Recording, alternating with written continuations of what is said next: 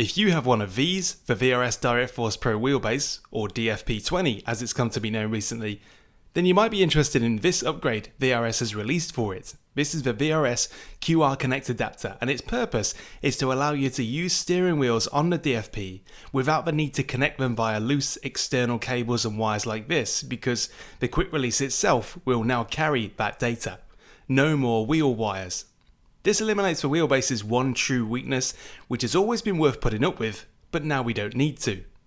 It's not all that cheap. The conversion kit is €119. That alone allows you to use VRS's new R295 wheel, which comes pre-equipped with a wheel side QR. But if you want to use any third-party wheels, then each one will require a quick release connector as well for €99 a pop, at least if you want to transmit data through the quick release. So you still need to weigh up whether it's truly worth it for you. It's not exactly a must-have by default for all DFP20 owners by any means, but if you absolutely hate the cable, this is the solution for you.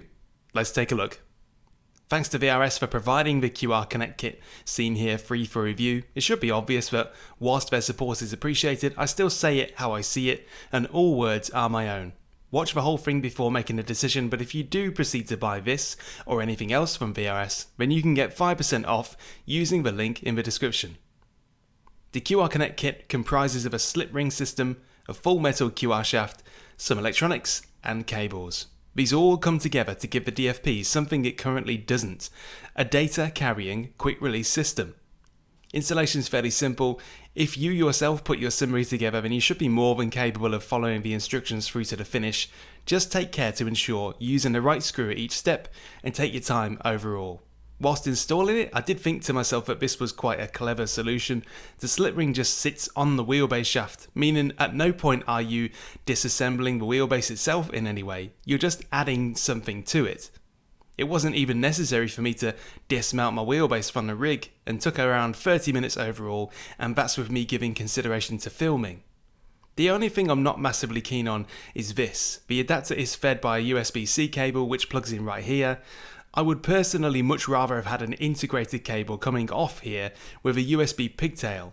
It's just a bit in the line of fire to me, right under the wheel shaft, but I'll reserve judgment because it's been working fine for me.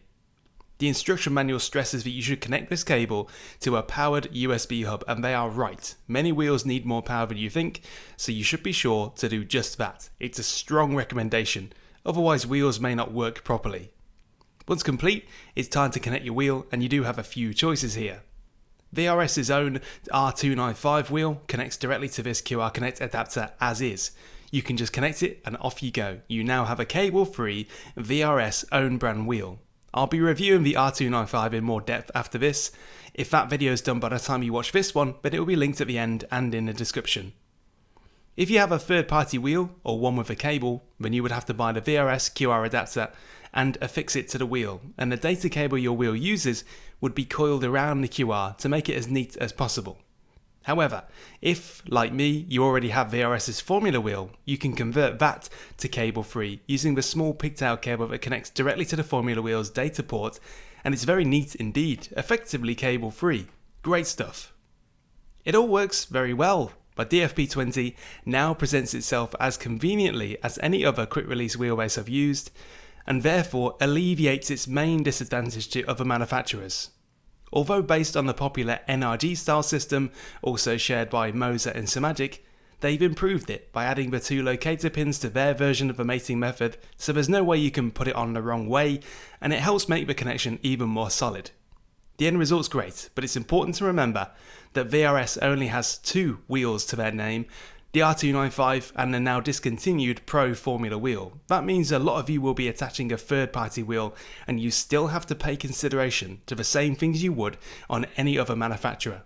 For example, if you were to connect a Simagic GT Neo to this quick release, it will physically fit and engage because it uses the same quick release shape.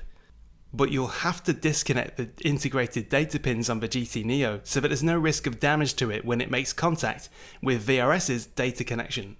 This is not an issue unique to VRS, it's just part and parcel of mixing and matching manufacturers that use the same quick release type as each other. Just try to be sure of what you're doing and consult the manuals of both manufacturers being mated together. But at the end of the day, If you have any doubts, the R295 is probably the simplest possible option to go with to utilise your brand new connection. So there you go, an upgrade to the heavy duty and beloved DFP20 to add a data carrying quick release, the one thing it's lacked up until now. I hope this was nice and informative, but of course, if you have any questions, feel free to ask in the comments, and don't forget that 5% VRS discount link in the video description below. Cheers again.